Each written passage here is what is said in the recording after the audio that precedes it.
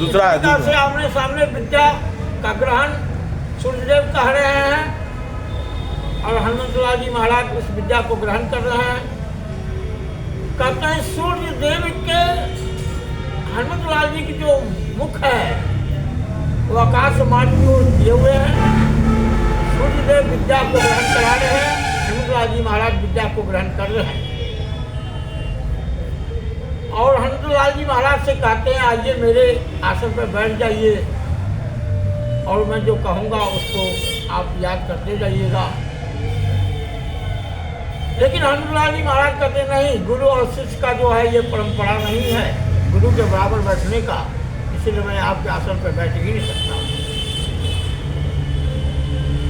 तब सामना सामने मुँह करके और फिर पैर आगे करके और पीठ पीछे करके हनुमंतलाल जी महाराज सूर्यदेव के सामने विद्या को ग्रहण कर रहे हैं।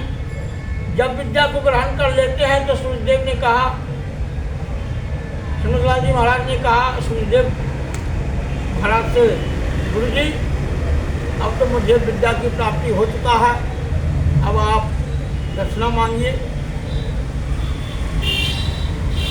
दक्षिणा तो कह दिए देने के, लेकिन सूर्यदेव को मन में संशय है, भय लगा हुआ है। किस चीज का भय लगा है?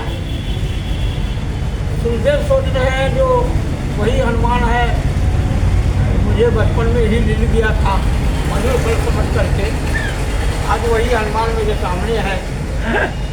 तो ये भयभीत होकर के दक्षिणा हुए तो कह रहे हैं शिष्य महाराज हनुमंतलाल जी जो शिष्य बने हुए हैं तो कह रहे हैं जो आप दक्षिणा ले लीजिए। जब तक दक्षिणा आप नहीं लेंगे तो मेरा विद्या पूरा कैसे होगा, मुझे विद्या प्राप्ति कैसे होगा?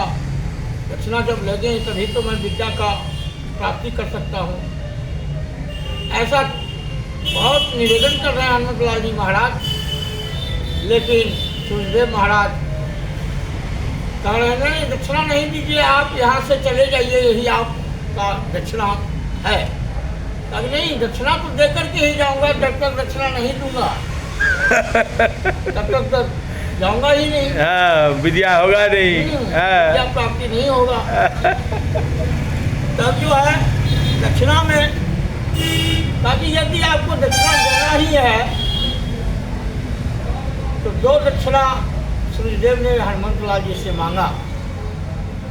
कहा कौन 2 दक्षिणा मांगा? तुम उपकार सुग्रीव ही कीन्हा राम मिलाई राजपद दीन्हा।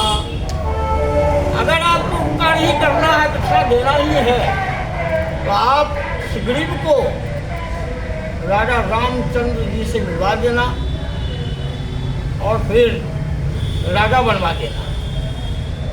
यही मैं दक्षिणा में मांग रहा हूँ। तो हनुमंतलाल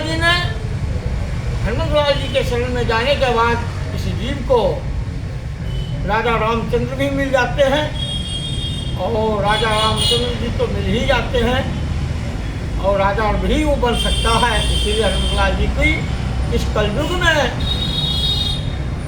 में नहीं, ये चालू युग में उनकी प्रधानता रहा, आज भी उन्हीं का प्रधानता है। इसलिए हनुमंतलाल जी के शरण में जाने के बाद, उनकी सेवा करने के बाद आदमी को ये नहीं सोचना चाहिए कि मुझे राजा रामचंद्र जी मिलेंगे या न मिलेंगे, मैं राजा बनूंगा या न बनूंगा। उनके शरण में जाने के बाद राजा भी मिल हो सकता है और राजा रामचंद्र जी से भी वो मिलवा सकते हैं। जय हो जय हो जय हो भरतजी महाराज। तो एक बच्चा ने राम जी को मिलवाए, दूसरा राजा बनवाए, दूसरा राजा बनवाए। और का सही बात है। राजा रामचंद्र जी मिले, राज्याभिषेक कर दिए सुग्रीव जी को, और सुग्रीव को भी राजा बना दिए और राम जी के राजा राम से मिलवा भी दिए और राम जी के राज्याभिषेक भी में ही थे। बोले श्री हनुमंतलाल जी महाराज की जय।